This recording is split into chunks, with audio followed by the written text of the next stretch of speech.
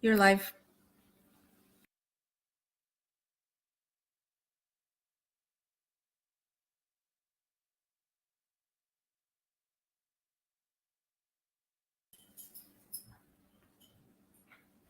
Reverend Karen, you're live.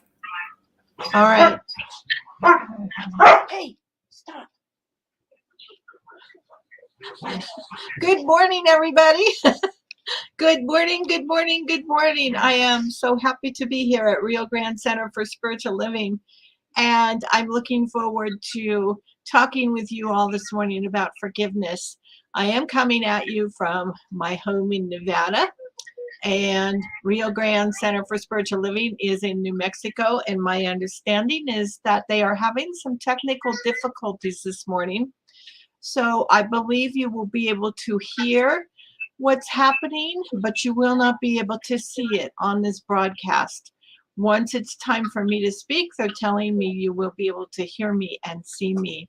But if you can settle in and breathe and know that all is good and very good, even with this technology that allows us to be together in this way. Sometimes it doesn't work quite right, but it's still good and very good. And I appreciate you all for being here. Thank you.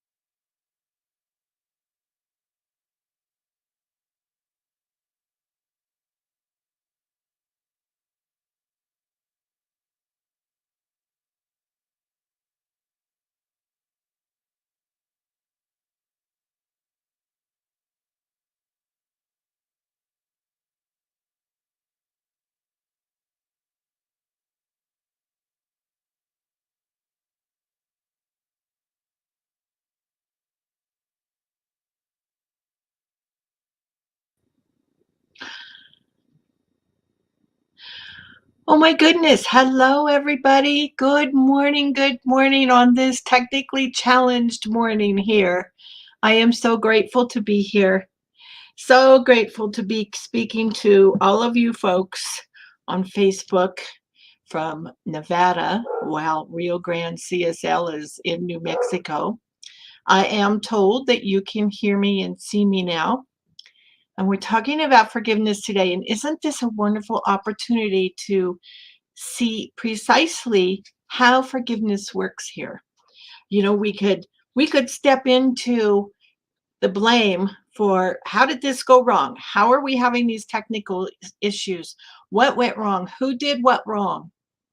Or we could forgive, which means moving away from the blame and stepping into a more loving spiritual way of being where we can ask ourselves, how else could I have spent my first 20 minutes in this service this morning? For those of you watching, I hope you did that. I was putting some suggestions in the chat there, and I hope you saw that. So, yes, isn't it wonderful and amazing? And yes, sometimes kind of not fun, but isn't it wonderful how we get these opportunities to learn what forgiveness is? It's the perfect opportunity today. So, I'm going to jump into my topic of forgiveness now, and I want you to ask yourselves while I'm sitting here talking at you or to you or for you. The whole topic for this entire month has been the inner life, our inner journeys. And I hope you have been enjoying this topic as much as I do. It's my most favorite topic. I love, love, love the inner life. And I really believe that going within on a deep personal journey of self-exploration is a gift that we give to ourselves, and that each of us deserves that gift. And I say that because I believe that the personal self-awareness that we have when we do that inner journey, it's the biggest pathway to God that we can take. Now, why do I say that? You know, people say, well, isn't prayer a pathway to God? Well, yeah, prayer is. Aren't all those other spiritual practices that we teach pathways to God? Yes, they are. But we also teach oneness around here. And oneness means that God lives, exists within, and I'm going to take it a step further, as each and every one of us. Each and every one of us is an individualized and unique manifestation of God. So for me, it's a logical jump. If I'm an individualized and unique manifestation of God, then my strongest pathway to God is within myself. And I need to go within on a regular basis, and I need to know myself. And the only way to know myself is through that inner self-exploration. That's why I keep saying, go within, go within, go within. We need to be one. That's the biggest pathway to God. And honestly, we are never going to be able to get to forgiveness unless we do that first. It's not possible. You cannot forgive if you aren't willing to go within and take a look at yourself and remove the focus of your attention away from them and onto yourself, not with blame or shame, but with compassion and love. This is a process that demands doing. And if you're stuck, if you find yourself in a place where you simply cannot forgive, or if you go within and you go, wait, I think I'm holding a grudge. Oh my God, how can I be holding this grudge? That's a clue that you're stuck. You know, I was reading in one of my daily meditation books the other morning, Emmett Fox, Around the Year with Emmett Fox, that book's called, The Book of Daily Readings. And he said, if your prayers are not being answered, search your consciousness and see if there is not some old circumstance about which you are still resentful. So yeah, if we go to prayer and we pray and we don't get answers, perhaps forgiveness is the key. That's one way to know if we're stuck, by the way, if we're not getting answers to our prayers. Here's some other ways. If it seems like life is a constant series of things being done to you, in other words, if you're spending more time in that first kingdom of consciousness rather than the other three, that Michael Beckwith taught us about the 4 kingdoms of consciousness, that first kingdom is the victim consciousness. That's what we call it. And my experience has been that if I am spending an inordinate amount of time in victim consciousness, I have refused to give in some areas of my life. So I hope I've been able to share with you a little bit why we should forgive, but here's some more stuff. Here's some more good, yummy stuff about why we should forgive. Forgiveness, if we forgive, this is what we get from it. Healthier relationships, improved mental health, less anxiety, stress, and hostility, fewer symptoms of depression, lowered blood pressure, stronger immune system, and improved self-esteem. On the other side of the coin, if we refuse to forgive, if we say, I can't or I won't forgive, here's what we get. Headaches, backaches, neck aches, stomach problems, ulcers, depression, lack of energy, anxiety, irritability, a feeling of being on edge, insomnia, unhappiness, and cancer. That's a huge list, guys, on both directions. So let's say you've taken to heart the first 2 weeks of this month and you've gone within and you've done some inner exploration and you might be ready. You might have discovered an area in your life where, oh, yes, there's an area where I might be willing to forgive. Because we get there in little baby stages. It takes a while to get to forgiveness. Here's some helpful things to remember. First of all, forgiveness doesn't have anything to do with them. Whatever they are, whoever they are. It doesn't have anything to do with your ex-spouse or partner. It doesn't have anything to do with your former employers, your former partners. It doesn't have anything to do with law enforcement. It doesn't have anything to do with societal ills such as racism or misogyny. Personally, I've been a little stuck in forgiveness lately because I see what's going on in society. And I feel it every single day. And I've been experiencing some of that icky stuff that happens when there's a lack of forgiveness. None of us is immune to this thing. We all have to do this work. I have been so grateful for these tools that I'm giving, that I can move from lack of forgiveness to forgiveness on a daily basis. And it's been a little bit of a struggle. I've drawn on my prayer partners more than ever before during this time. I've drawn on my mentors more than ever during this time. I've spent more time alone in reading spiritual literature or sometimes listening to it on audiobooks. However, I can get that information in, I get it in, and then I let it sit there and slow cook. And then I move to forgiveness. So there's all kinds of different tools that we can use. And again, forgiveness has nothing to do with them. And I have to remember that every single day when I see yet another example of someone being treated poorly because of their color, or because of their gender or their gender choices, or because of whatever.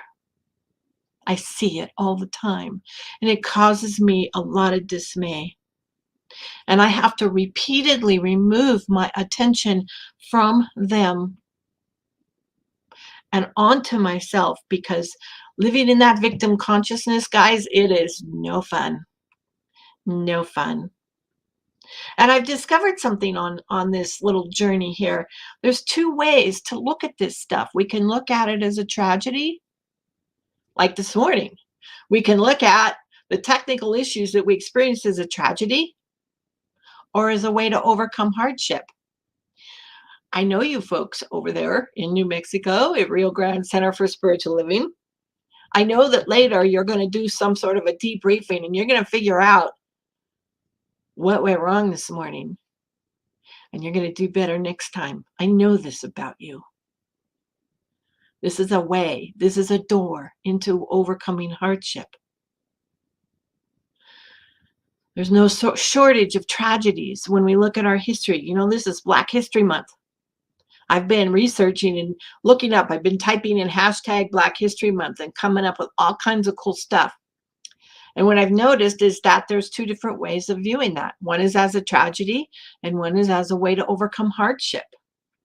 And I've noticed that, and I've been posting and sharing some of these stories on Facebook, and I've noticed that the stories that I'm sharing that talk about people overcoming hardship in spite of the racism that was perpetrated against them, those are the stories that are most popular, and that does my heart so good. I'm not saying that bad, horrible things didn't happen. They do, and they did, and they continue to happen. I'm saying that when it comes to forgiveness, when we choose not to forgive, we block ourselves from achieving our highest good. And the folks that have achieved their highest good in this life have looked at all of that tragedy, and all of that stuff is overcoming hardship, and it's been an absolutely wonderful journey for them. So we look at this stuff as something, as a way, as a door into a new opportunity to overcome hardship, rather than as a tragedy and sit there and say, woe is me, and go in and have a pity party and go in the backyard and eat worms. Yes, I do that sometimes. I don't eat them. Actually, it's a metaphor. But yes, we do that. We do that. You know, I hear this saying quite a bit in some of the circles I travel. They say lack of forgiveness is like drinking poison and expecting them to die. But when we do that, when we drink the poison of lack of forgiveness, they don't die. We do. It is my opinion, my belief, that forgiveness is one of the most powerful spiritual practices that we can do. And I also know it's also one of the most difficult spiritual practices that we can do. And yes, it is a spiritual practice. And because I've been willing to go within and do the work, I've experienced some really good, yummy things about forgiveness. This is why on a daily basis, when I'm feeling the dismay, lately people are telling me I'm an empath. I'm like, well, I don't know. I just feel stuff. You know, we're all one. If we believe in oneness, we feel stuff. And I feel stuff, and I feel that, that ick that's going on every single day. And I got to move myself back into feeling something better. And that always involves forgiveness. And when I can do that successfully, guess what? There's some really good, yummy stuff that happens. Now, I've talked about doing the inner work. There's inner work that needs to be done. But once we do this work and we forgive, here's some good, yummy promises that happen. Now, these promises come from the 12-step world. And again, we don't get them automatically willy-nilly. We got to do some work first. But when we do the work, here's what happens. So I'd like you to sit for just a second and take a deep breath wherever you're at, whether it's in the sanctuary at Rio Grande Center for Spiritual Living, or whether you're watching from your home. Take a deep breath and sink in to the words I'm going to share with you. If we are painstaking about this phase of our development, we will be amazed before we are halfway through. We are going to know a new freedom and a new happiness. We will regret the past and not wish to shut the door on it. We will comprehend the word serenity, and we will know peace. No matter how far down the scale we have gone, we will see how our experience can benefit others. That feeling of uselessness and self-pity will disappear. We will lose interest in selfish things and gain interest in our fellows. Self-seeking will slip away. Our whole attitude and outlook upon life will change, and fear of people and of economic insecurity will leave us. As I read those promises, I get emotional every single time. And I feel the chills come over my body. Some people call those God bumps. I get the chills and I get emotional when I read those because they have come true for me. And I know they will come true for you when you do this process of forgiveness. Now I'm sitting here speaking to a new thought community in a new thought organization. And you might be wondering, well, what does forgiveness have to do with new thought? Is that a Christian thing? I mean, and are we Christian? And some people say yes, and some people say no. And Ernest Holmes only speaks about forgiveness in 2 of his books. He doesn't talk about it in the Science of Mind textbook, but he does talk about it in 2 other books, and he gives forgiveness a huge amount of attention in both. So yes, forgiveness. And forgiveness is listed as a spiritual practice in our class called Spiritual Practices and Principles. So forgiveness is a huge part of New Thought. It is how we move into this glorious place of peace and power and joy. So the 2 books that Ernest Holmes recommends that I recommend reading if you want to get into forgiveness from an Ernest Holmes point of view. There's one book he wrote called The Hidden Power of the Bible. And in that book, guess what he suggests? Wait for it. Inner self-exploration leads to forgiveness. He says that in that book. And he says, what untold grief of heart might be relieved by words of cheer and forgiveness. I'm going to mention the other book in a minute, but first I want to give you a couple more yummy quotes from other folks who have written books in the area of forgiveness. You ever heard of Gerald Jampolsky? He wrote a book on forgiveness called The Greatest Healer of All. The greatest healer of all. Listen to those words, folks. The greatest healer of all. That's how he's describing forgiveness. To forgive is to feel the compassion, gentleness, tenderness, and caring that is always within our hearts, no matter how the world may seem at the moment. Forgiveness is the way to a place of inner peace and happiness, the way to our soul. There's another book by Clifford B. Edwards called The Forgiveness Handbook. And he says, in its largest and perhaps simplest sense, forgiveness means to let go of any negative judgments and limiting, disempowering, or fearful meanings and interpretations from events of the past or the present. It is an act of claiming your freedom from a self-constructed prison of negative thoughts and beliefs about yourself, others, or the world. What he's saying here is we need to change our perception. I saw a little clip the other day by Nadia Bolz-Weber. She said, forgiveness is about being a freedom fighter. And free people are dangerous people. Free people laugh more than others. And from our very own book of the month, Radical Forgiveness by Colin Tipping, he says, looked at from a spiritual standpoint, our discomfort in any given situation,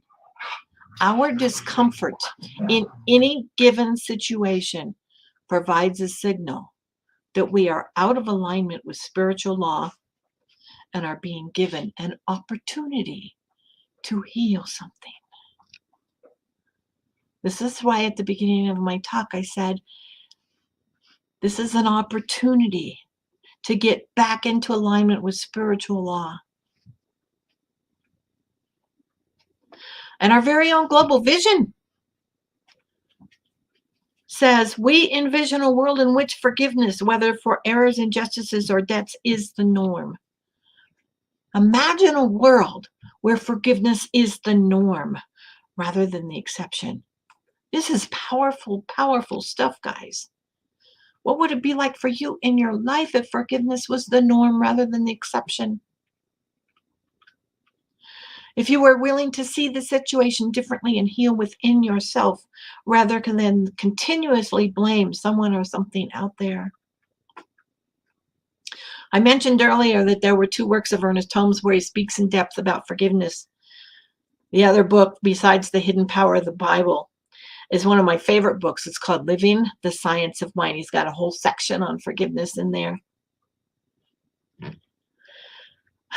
You might not want to hear this, but I'm going to say it anyway.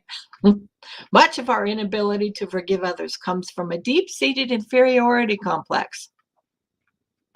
Often our antagonistic attitude towards others rises from a need within our own minds to be relieved of our unconscious sense of self-condemnation, as though we have such a burden of guilt within our minds that we can hardly bear it. And so we project it to others just for the relief it gives ourselves. Again, we are being invited to go within and ask ourselves, do I really love myself or do I condemn myself? If I really love myself, aren't I worth forgiving so that I can feel better? Aren't I worth it? If I really am a loving child of God, if I really am a unique and individualized manifestation of spirit, aren't I worth this forgiveness thing? Shouldn't I take a look at this? So it's my hope this morning in this talk about forgiveness that I've encouraged you, given you enough of the benefits of forgiveness to allow you to move into that absolutely glorious place. It truly is an absolutely wonderful place. So my desire and my intention for each and every one of us is to fulfill that global vision in our own lives and then have it move outward. That vision that forgiveness is the norm. And so I'm going to close with a prayer by Ernest Holmes because he just does such wonderful things. Here we go. God is all there is. God is love. God is love is the motivating power of the whole universe. God is in everything, is in everyone. Realizing that love is the great motivating power of life and knowing that God must be at the center of everything. Today, I am meeting this God in everyone and seeing the manifestation of its life in everything. If there is any condemnation or animosity in me, I gladly loose it. I loose it and let it go as I turn to that silent presence within me, which gives all and withholds nothing. I enter into the harmony of eternal peace, into the joy of knowing that I am now in the kingdom of God, from which no person is excluded. My yesterdays are gone forever. My tomorrows stretch forth into an endless future of pure delight. And from out of the invisible there comes to me these words: today, thou art with me in paradise. Thank you very much.